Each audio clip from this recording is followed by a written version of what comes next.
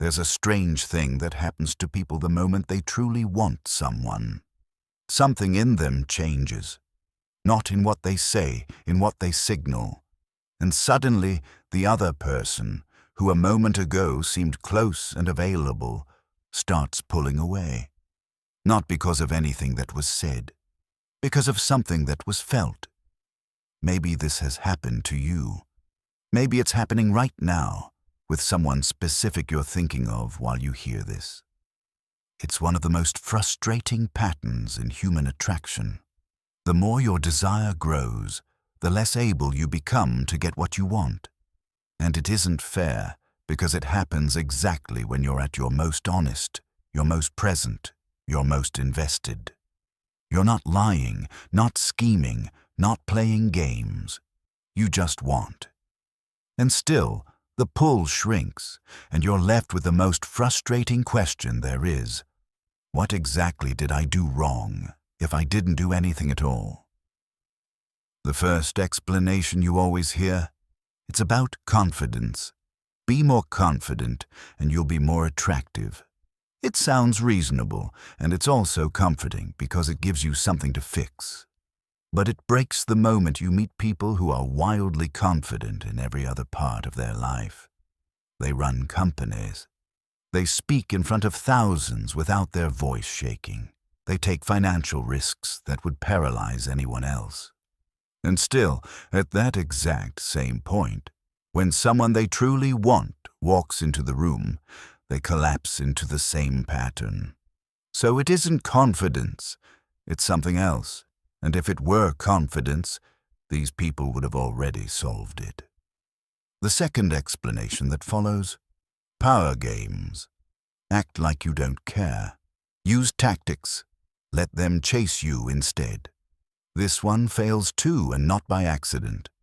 Because human beings, without even knowing how to explain it, pick up on pretending within seconds. Something in the body keeps talking even when the mouth is lying, breathing rhythm, timing of a reply, a tone of voice that sounds just slightly too calculated. Which brings us to the question no one asks out loud. If it isn't confidence and it isn't a game, what is it exactly? The answer, surprisingly, doesn't come from a psychologist.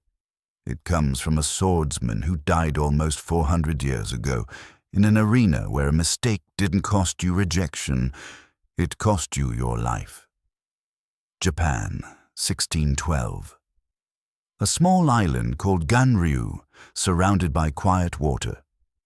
According to the famous story, a young swordsman named Sasaki Kojiro had been waiting on the shore since the early hours of the morning. He was known for his technique, for his long sword, for a confidence bordering on arrogance. He'd been challenged to a duel against Miyamoto Musashi, a name that already unsettled other warriors at the time. But the hour kept passing. The sun climbed higher, and his opponent didn't show.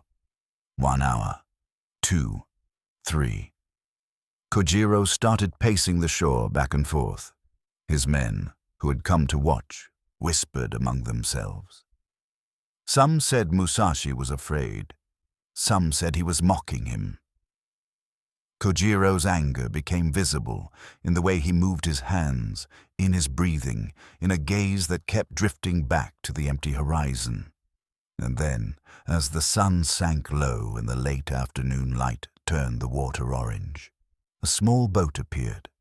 On it sat Musashi, apparently completely calm, carving a piece of wood with a knife into what was becoming, in front of everyone watching, an improvised oar, the improvised sword he was about to use that day, because according to the story, he'd deliberately arrived without a real one. According to the account, when Musashi finally stepped onto the shore, he didn't look like someone rushing into a fight. He didn't look like someone who wanted anything at all. Kojiro, whose entire morning had filled up with anger and anticipation and self-justification, suddenly met someone who gave him nothing to read. No visible tension in the shoulders, no intention in the eyes, nothing to calculate against, no pattern to exploit. The fight itself lasted only moments. Kojiro, according to the story, had already lost before the swords ever met, because he fought out of a burning need to win, and Musashi fought out of nothing you could feel coming from him beforehand. Musashi died in 1645, and in the last years of his life, he wrote the book that turned him into a legend in his own right, the Book of 5 Rings. In it, he returns again and again to one central idea, the danger of a fixed form. A warrior who always holds the same stance, the same posture, the same tendency, becomes readable. His opponent doesn't need to beat him by force. He only needs to identify the pattern and wait for the moment it repeats itself, because patterns always repeat. Musashi argued that the most dangerous warrior is the one with no fixed form at all, not because he's empty inside, but because he isn't locked on to anything, including the outcome of the fight itself. And here it gets personal, because what happens to someone who wants another person too much is exactly this. He locks into a form. His body, his tone, the timing of his messages, all of it starts telling the same story over and over without pause. I need this to work. And the moment the other person picks up on the pattern, not consciously, but in the exact same way Kojiro felt the tension without being able to explain how, the attraction disappears. Not because you're not worthy, because you're readable. Let's see what that actually looks like, with someone real. Daniel meets a woman named Dara through an app. The first date goes well, maybe too well, the kind that makes you think about it the whole way home. He comes back with a feeling he already recognizes, the excitement that starts writing itself a story before there are even any facts. 2 days later, a message arrives at a strange hour, 10 at night, short, ambiguous. There's a critical moment here, exactly like the moment before the sword moves. He checks his phone during a meeting. He checks it in the shower, setting it on the wet sink so he won't miss a reply. He drafts a sentence, deletes it, drafts another one, weighs whether an emoji will make him look too eager. All of this happens while he tells himself he's just checking if there's anything from work. And when they meet for the second date, he can feel that something has already shifted between them without being able to point to what exactly. He didn't do anything wrong, nothing he could point to and say, "Here, this is where I messed up." He's simply no longer there, in his own body, the way he was the first time. He's there, tense. After the second date, a friend gives him the usual advice. Stop being so available.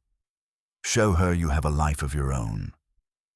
So Daniel tries a new version of himself. He replies more slowly on purpose, waiting 2 hours before sending something he wrote instantly.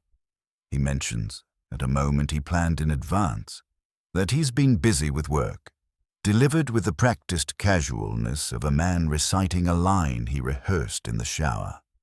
He builds deliberately the character of someone who doesn't need anything, and it fails faster than the previous attempt.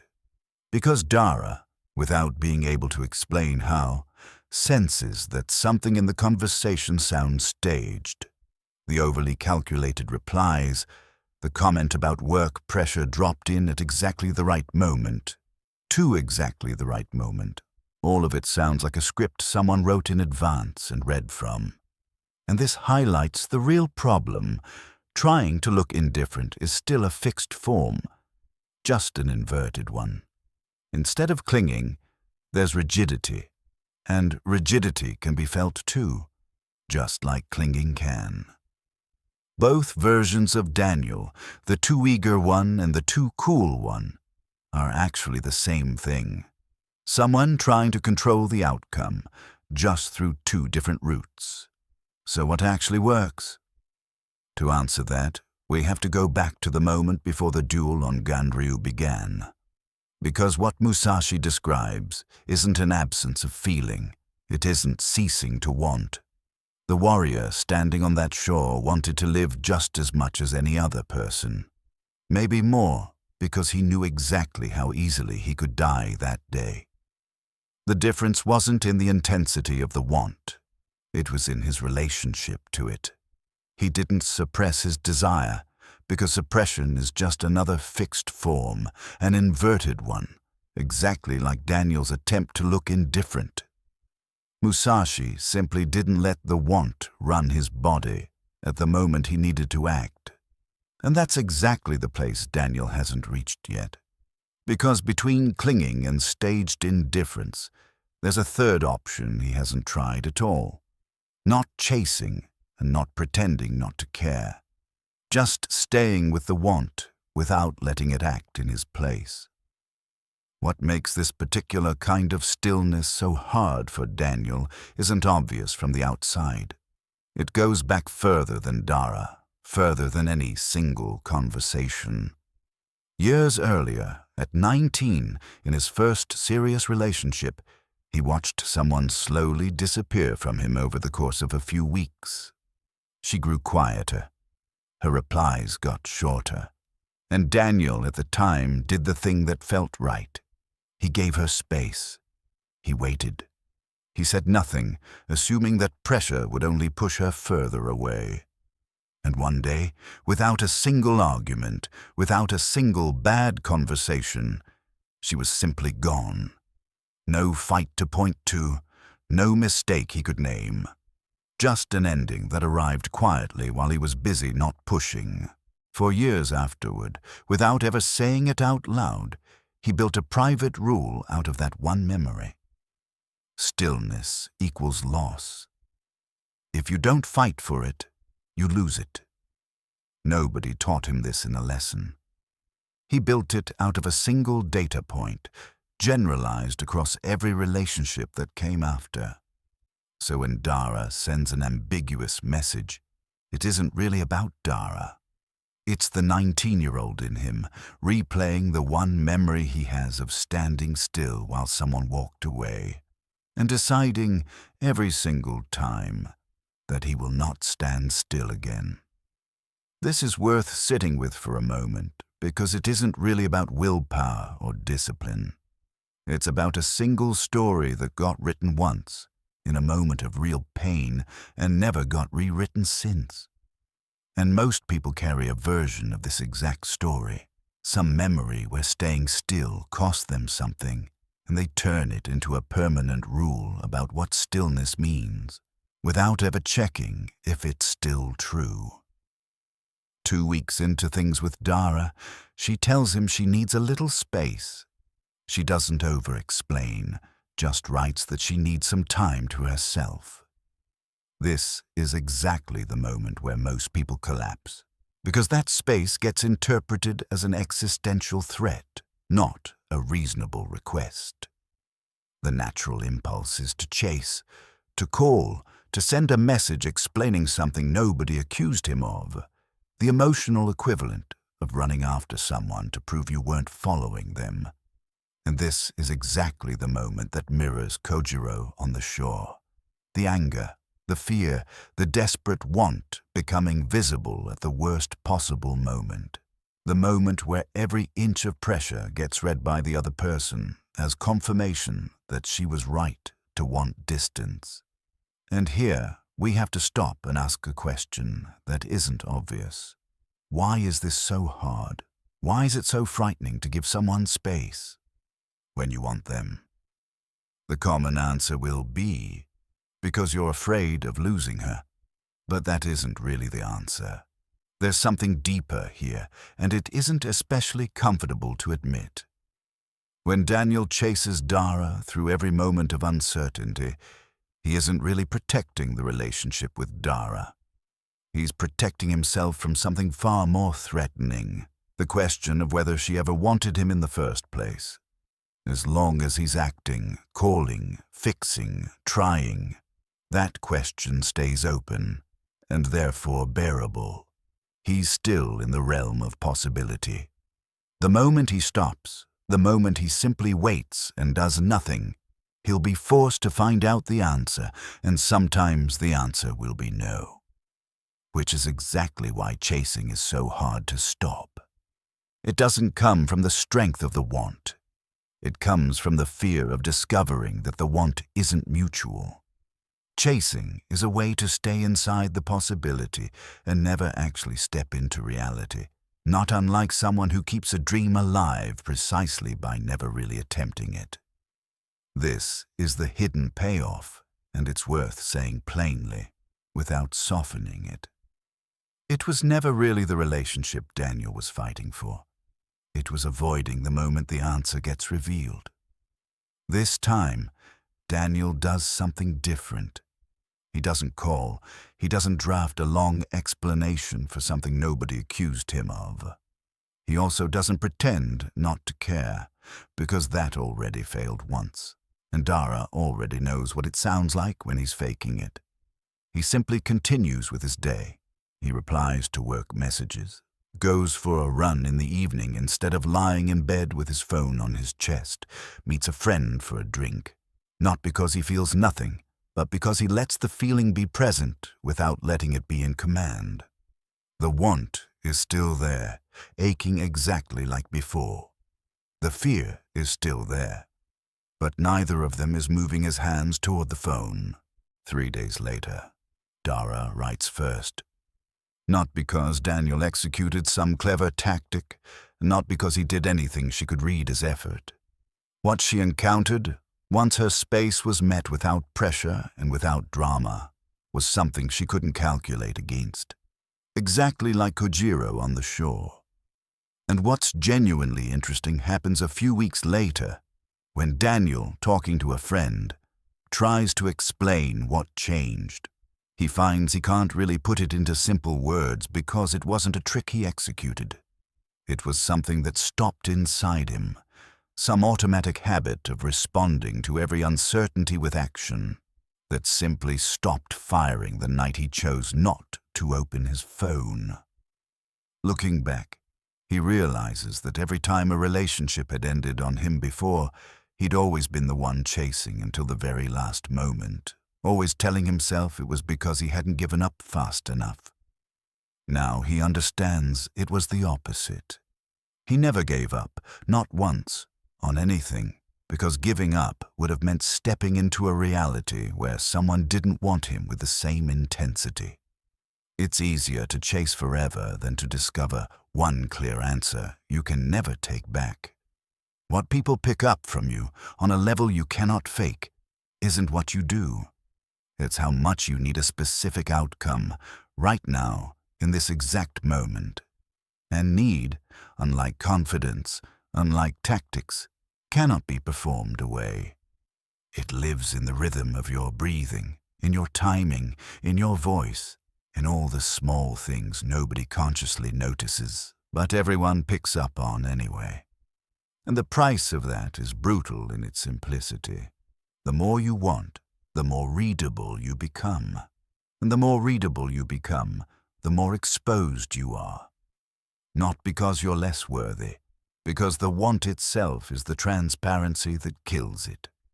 There's something almost cruel about this, aimed at human nature itself, because the most honest thing in us, real desire for another person, is exactly the thing that makes us most exposed. Every tactic, every piece of advice that says just be a little less available misses the point entirely because it's still trying to manage the want from the outside instead of changing your relationship to it from within. Musashi didn't write a book about how to win a duel. He wrote a book about how to stop being locked onto an outcome. Somewhere, right now, someone is doing to you exactly what Kojiro did on that beach, arriving early, letting the need show before anything has even begun, and wondering afterward why it didn't work. And somewhere else, you're doing the same thing to someone without ever finding out, because the story you tell yourself about why it ended is always easier to live with than the one that's actually true. That thing you felt Right at the start, the moment it began to slip, before you could even name what changed, was never a mystery. It was just the truth, arriving early, before you were ready to read it. The only question left is whether you're willing to find out what happens the day you finally stop being so easy to read.